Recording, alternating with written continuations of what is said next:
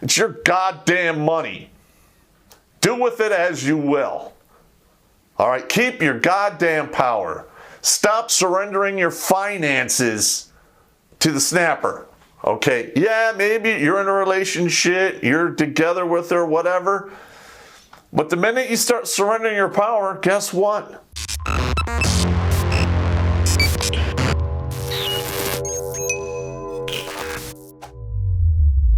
Hello everybody, Terrence Popp here with another episode. Live from the Lair. Alright, today we're going to be covering, basically I'm answering a bunch of your guys' questions out there. It's in regards to, men and how they should act and all the other shit. Now, I've covered a lot of this in other videos in the past.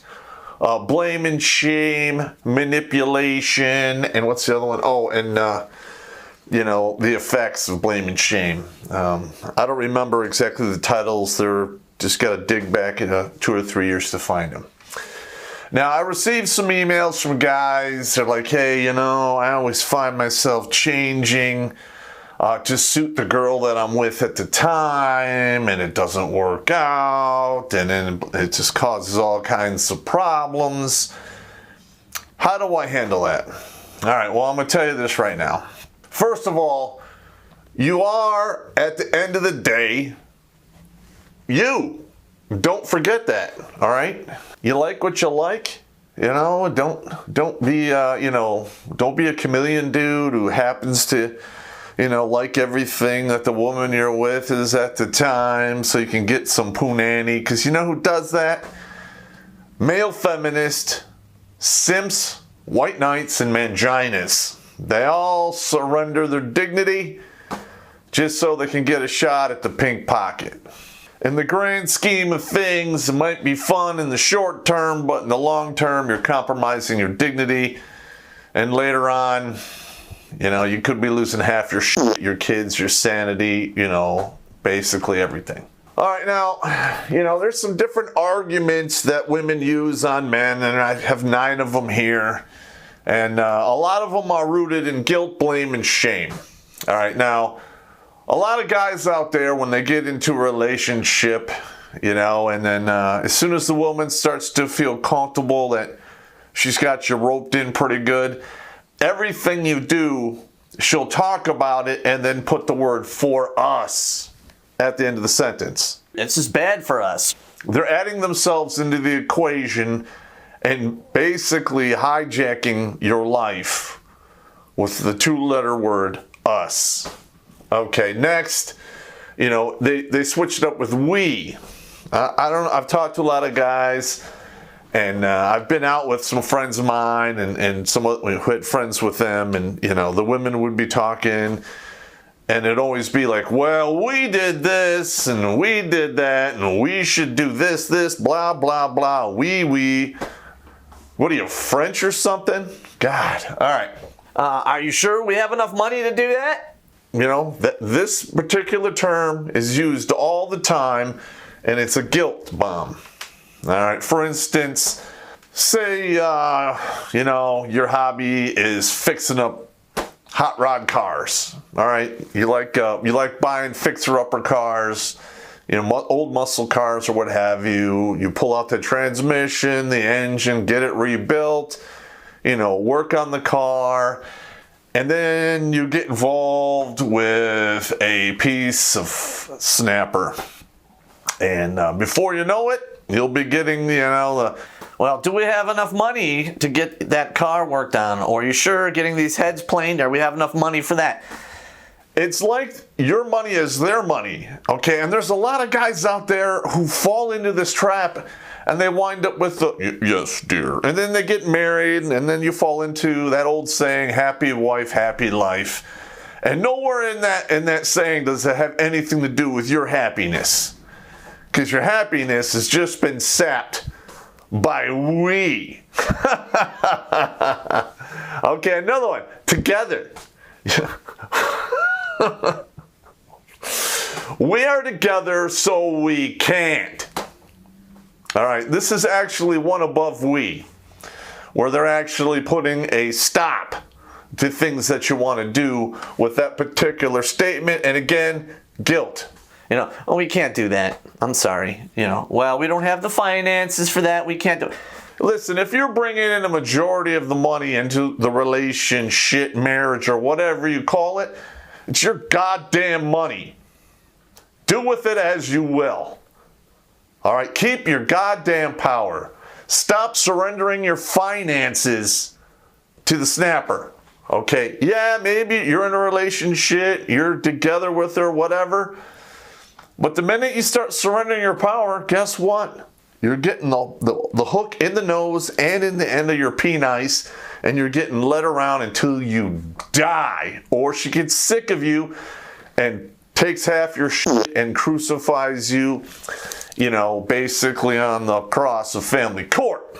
I've heard this a lot, a man's doing something, the woman doesn't like what he's doing, and you hear the words, could you not? Could you not do that? What the fuck? Listen, you do what you gotta do, all right?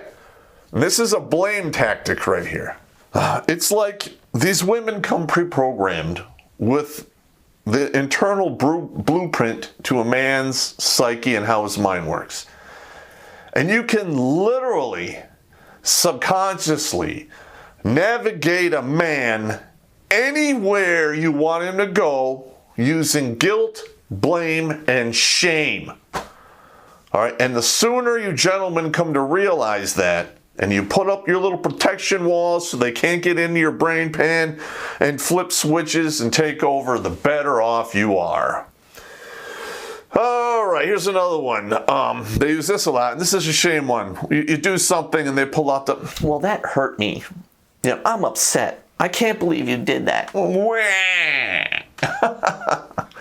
Again, you step out of line and they crack you with the shame whip.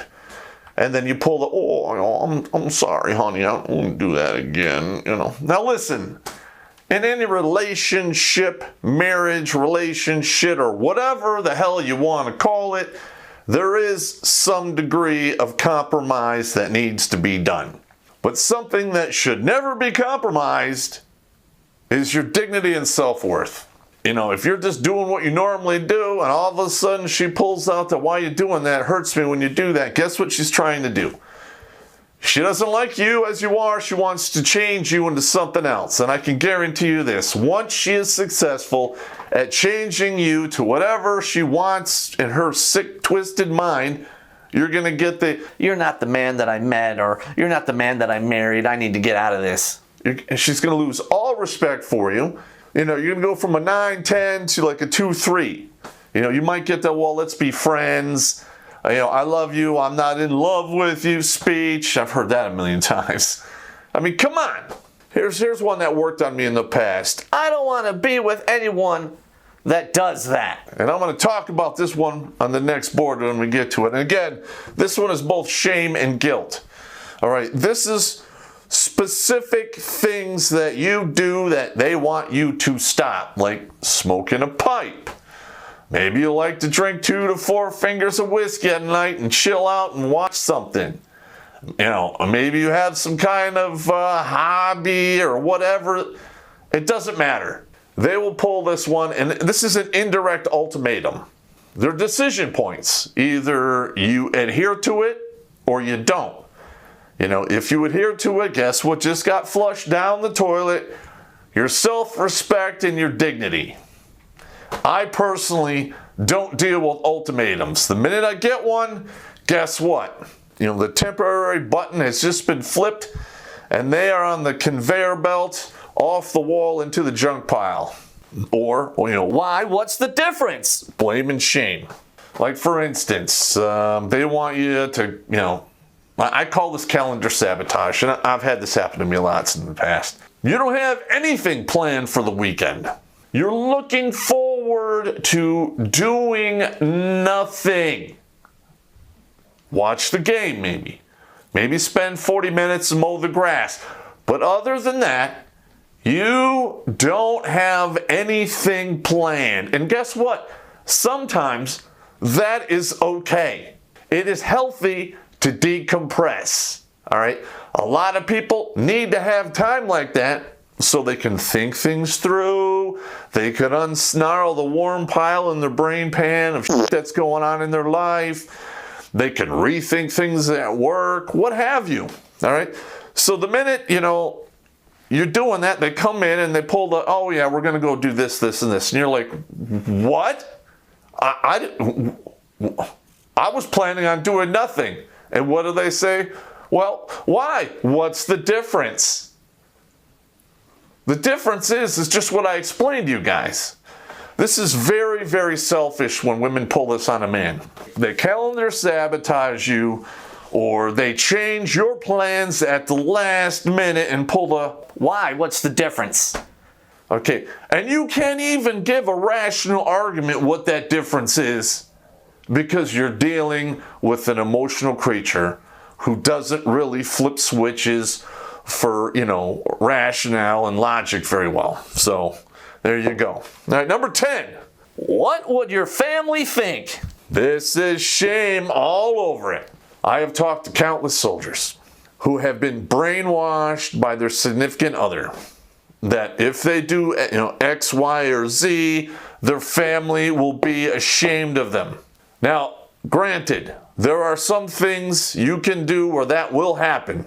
Murder, convicted of rape, treason, robbing a bank probably, okay? But those are high-level things that the average person is not going to encounter, in their lifetime. And some of these women brainwash these guys into thinking the most minor things that they do, somehow their family is going to be ashamed of them. All right, I've talked to guys whose women, have been just stepping out on them to the point it is absolutely shameful why they haven't taken action. And they have been whipped into, compliance with the fact, well, if I file divorce, what will my family think? Never mind the fact that what is your family thinking right now, because chances are they know what's going on. All right, and you're not doing shit about it. There you go. These are just some of the argument points I've encountered. And again, this is guilt, blame, and shame, and whenever a woman tells you whatever they say, all right, always step back and go, is she trying to manipulate me? If the answer is yes, okay, what tool is she using to manipulate me with? Okay, blame, shame, or guilt. I can guarantee you this. If you can do that and step back, 90% of the time when women speak to you, it is to get something they want using those 3 tools. All right, we're going to move on to the other board. Stand by. Zuck the Cuck drinks water like a duck, but he also drinks your data. So tell Cunt Valley to shove that data up their 4th point of contact by downloading the Brave browser. It's free, blocks online advertising, and protects your privacy from evil tech companies. You only see ads if you want to, and give cryptocurrency for your attention. Don't let Zuck turn you into the Cuck. Support Sandman and download Brave by clicking on the link down below.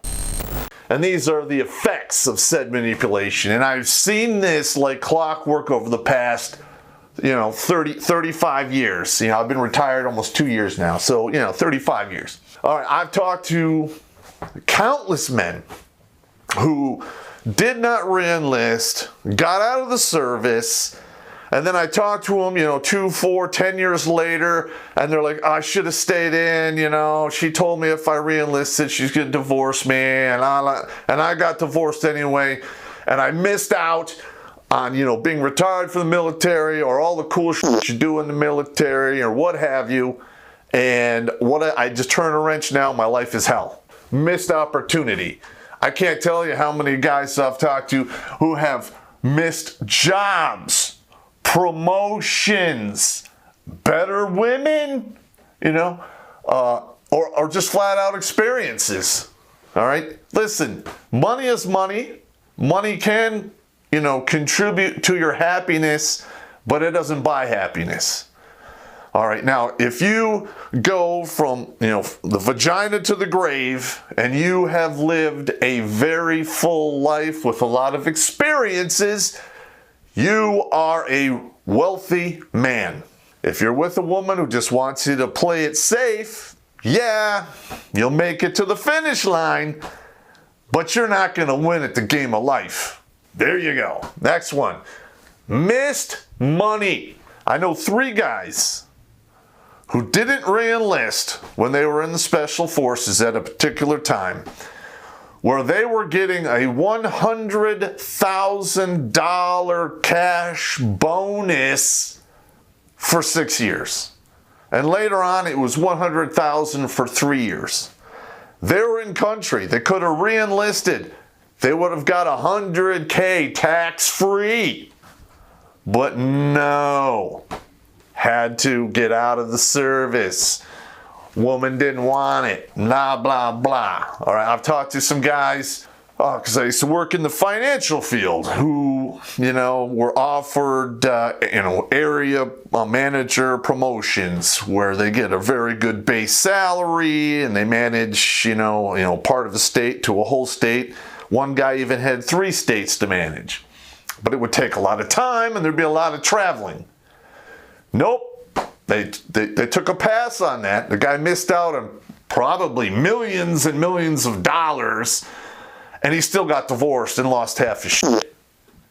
Remember, gentlemen, they might not marry you for your money, but they sure as shit divorce you for it. Next one. Broken friendships. My fucking ex has done this shit to me. When we're going through our divorce, there were friends of mine that, I thought would have my back and they didn't. Guess what? I drew a red line through their name and I haven't talked to them since, and it's been 12 years, and I'm not going to go back on that. This also affects, your newer friends, because I made a lot of friends when I was married, and once we hit the divorce, a lot of the newer friends were like, hey, f this, we're out. And they were gone too, which is fine. I don't need them anyway. But some people out there really get upset, when, friends step out of their lives and shit. Why? I don't know, but maybe you're just on the weaker side of the mental strength side. I don't know. All right, broken families. You get divorced. 80 to 93% of all men lose their kids. So you go from living with your kids 24/7, 365. Yeah, maybe you don't see them during the day because you're working, but when you lay down your head at night, you have the peace of mind knowing your kids are under your roof. And then you go from, every other weekend, if it's allowed, because these women a lot of times don't let the kids hang out with their father at all, and the family court doesn't do fuck all about it. That's horrible. All right. Parents. I've had to, I've seen this happen, and it's almost happened to me. You have kids, and your parent is, sucking up to the other parent who has, custody of the kids on a more permanent basis, and it's like you just became disposable. That happens all the time. It's very mentally stressful. And gentlemen, if you are in a place where you could just say, you know what? I'm your kid. You turned your back on me. Two-way street. Fuck off in your old age. Siblings. This has happened to me. My ex-wife, basically got involved between the relationship between me and my sister, who basically put a knife in my back after her divorce. I let her live in my house with her 4 kids, her fucked up dog, for almost 5 years, and didn't pay a lick of rent, and she put a knife in my back. It's over between us. That's bullshit. Extended family.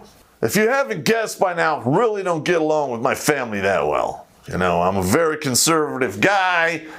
I came up in the military. I have what's known as a code of honor, and I have dignity, and I'm not going to violate those for anyone. Period.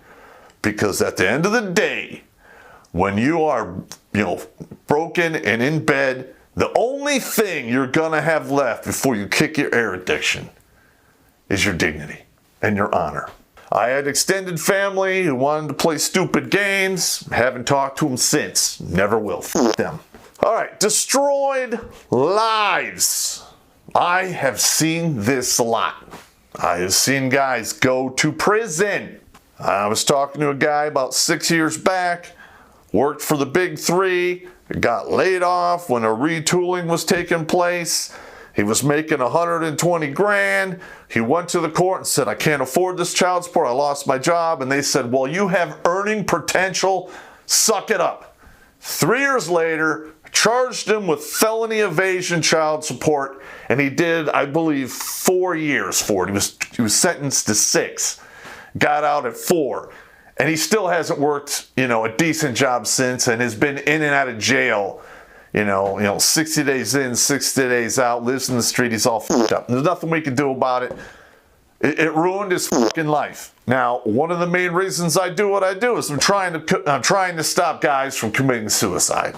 That is a big thing that I do under secondclasscitizen.org and redonkulous.com, which operates under 2CC.